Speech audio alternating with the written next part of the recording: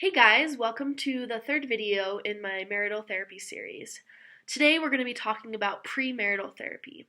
And what that means is that couples who are engaged or dating and thinking about marriage go and see a counselor before they even get married.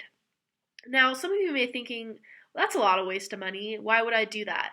But the truth is that one study has found that 30% of couples who see a therapist before they get married are less likely to divorce later in life. So that's, even though 30% may seem small, that's actually pretty significant. I mean, if you want to increase your likelihood of staying happily married, then I think that this would be a great option for you. Some of the things that you might do in premarital therapy that would benefit you as a couple is the therapist will help you talk about topics that may seem uncomfortable at first or bring up topics that you've never even thought about, and help you discuss them as a couple and kind of have a game plan for before you get married and set you up for success. They may help you talk about finances, children, where you want to live someday, stuff like that. And they can also give you some really great skills to prepare you for some of the hardships you may have in marriage. Because marriage isn't super easy. It's amazing and I love it.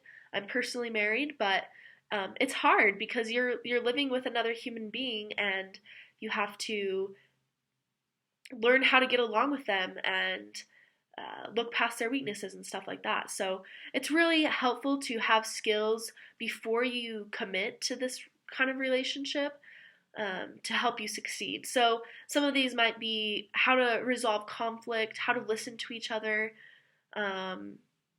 what to do when problems with in-laws or relatives come along. The therapist can work through these things with you and help you know what to expect in a marriage.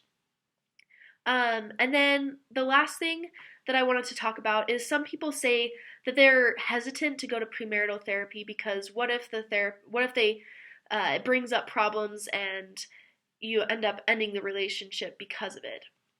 Now this is a legitimate concern, but in my opinion, and I know a lot of other therapists feel this way, that if these problems come up in premarital therapy, they're probably going to come up in your later life together, and wouldn't you want to end the relationship if there's going to be serious issues before you commit to marriage and before you start creating a life together and have kids together and all those things? Wouldn't you want it to end before that and kind of figure out what you're getting yourself into instead of waiting 5 or 10 years down the road when you feel trapped in a marriage that you aren't going anywhere with and you don't feel that love anymore?